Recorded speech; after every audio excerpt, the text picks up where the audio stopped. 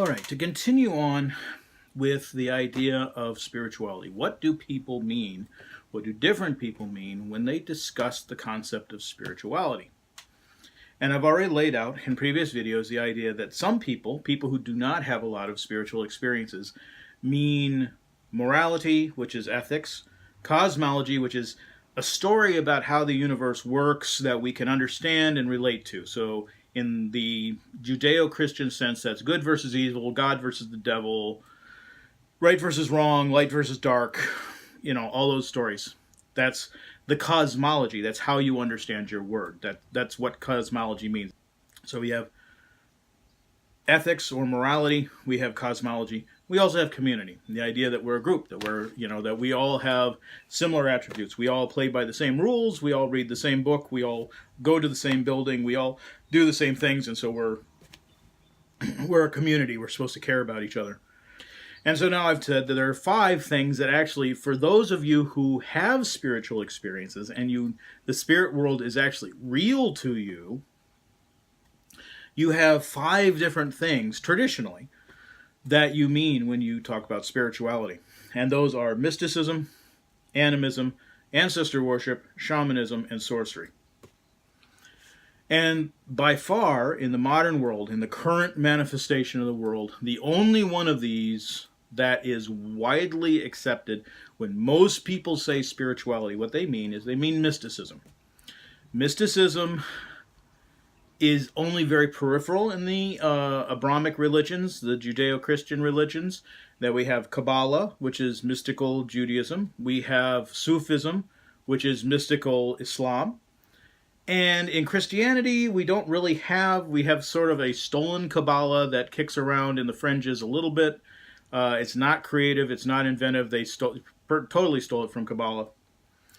There were more mystical approaches to Christianity. These were Gnosticism, Manichaeism, and Catharism, all of which were hunted down and destroyed. They were deliberately and with prejudice eliminated from the scene.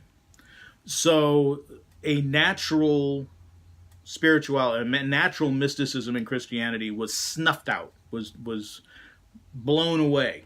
So it doesn't really exist.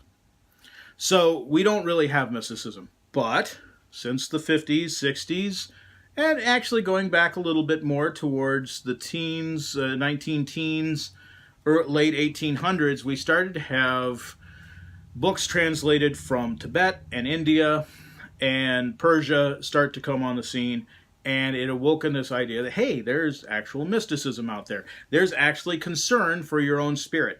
That concern for your own spirit can go beyond merely saying, follow the dogmatic rules laid out to everybody equally, strictly.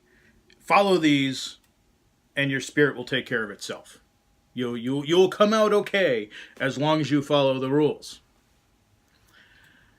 And they say, oh, well, hey, there's these things where people actually sit in meditation and they actually hear, communications from the spirit world, and they can learn to do really interesting things, and, and they can actually acquire abilities and manifest spiritual things that people in the Bible did and people in other literature did, myths and so on. Is like, wow, these things are theoretically actually possible with a self-reflection. And so was born this whole interest in mysticism again. And it's gone through a lot of different evolutions, different stages, largely has been misunderstood through bad translations. Very few people have actually gone and learned the real stuff and practice it. Some people have, but very largely haven't. But it has left our society with a legacy of an open-mindedness towards mysticism with a complete misunderstanding of what it is. Mysticism is a process. Again, you have a spirit. You have a body. You have a spirit. Your spirit rides your body. Now, in most people, your spirit sleeps. When you are born, your spirit sleeps. Your body's not really, to some degree, unless something really amazing happens, your body's not developed enough to actually channel your spirit. It takes time to build up the body. It takes time for the body to mature mentally, emotionally, physically, it takes time to get the body working. Generally speaking, not in every case, but generally speaking, your spirit sleeps. There's a process then of emotional evolution, which has even been recognized to some extent by psychology, which is the idea that you start off with some certain rudimentary basic emotions. Fear and desire, primarily, is that you don't want to be dropped and you want to be fed, or you want to be held, or you want to, put things in, you want to explore your world. You want to, and then domination. You want to, bully the other little kid, or you react to a bully either by cowering or by punching him back in the nose. Domination. There's another rudimentary emotion. And there's also then the sexual interest that starts to develop, and so we are told that by the age of 3, they're already developed. Whatever trips your trigger as an infant and toddler actually is going to, predispose you for the rest of your life of how you experience sexuality. These are rudimentary emotions. They have nothing to do with your spirit. So there's higher emotions. And the thing is that if we don't get out of these rudimentary emotions by the time we're 3 years old, if we fail to evolve out of those emotions, we become psychopathic, we become narcissistic, we become sociopathic, we have antisocial personality disorder.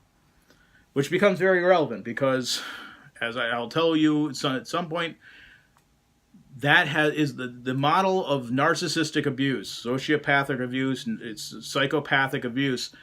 If you study narcissistic, psychopathic, sociopathic abuse, and then you look at society, you will see a one-to-one correlation.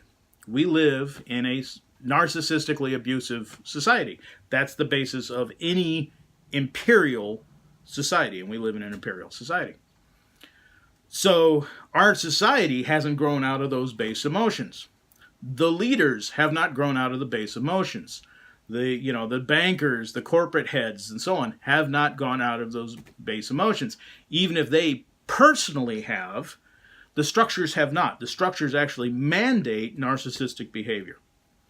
So we have a real problem there. The idea of mysticism is that you want to evolve. You want to evolve emotionally. You want to evolve emotionally to the point where you can turn your spirit on and you become an awakened spirit.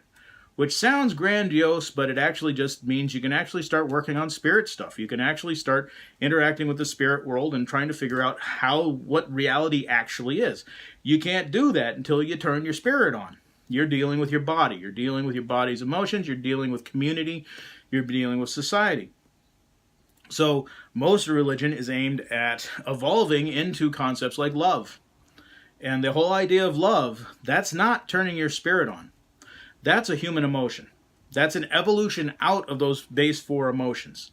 Humor and play, which actually don't get really the kind of encouragement, even despite the line in the Bible where they say you must become as a child to enter the kingdom of heaven. The whole idea of innocence and wonder and play and humor doesn't really make it. And so, organized religion is also a narcissistic structure. It is an imperial structure. It is a rigid structure. Rigid structures don't like humor. And so if somebody can't tell a joke, and if they can't take a joke, that's a really good indication that you shouldn't be listening to them. They're not a decent human being. You need to develop a sense of humor. You need to develop a sense of self-humility to be able to evolve towards spirituality. And that's not even spirituality yet. That's an evolution towards spirituality.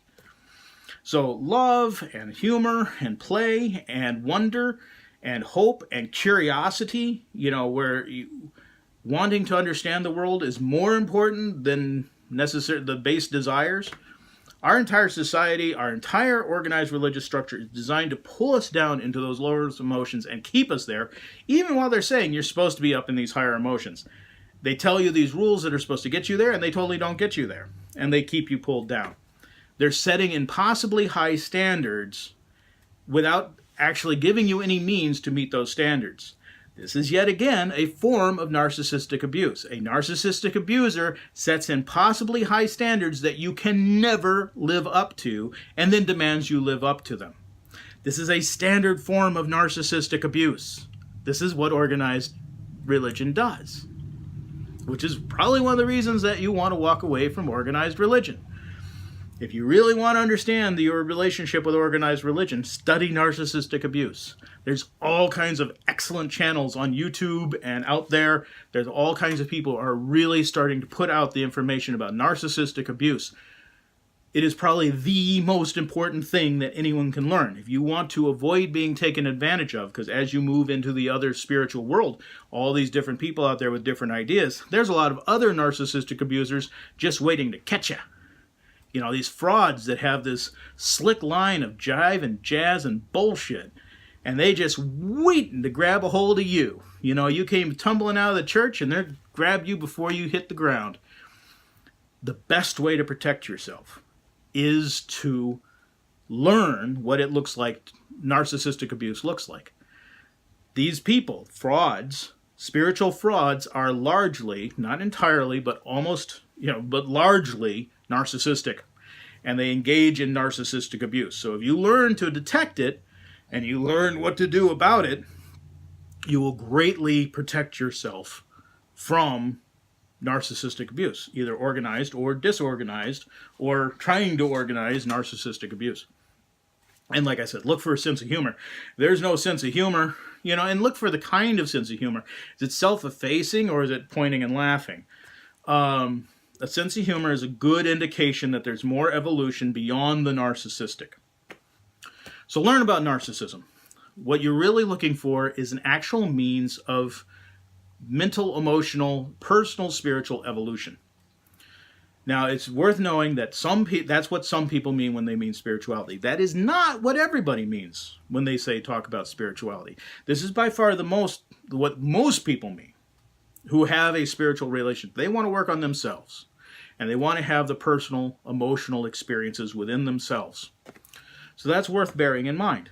But that is not what everyone means. Like I said, we already had, ethics and cosmology and community, which are non-spiritual, have nothing to do with spirituality, but that's what some people mean. And a lot of people mean, mysticism. And it's two totally different things.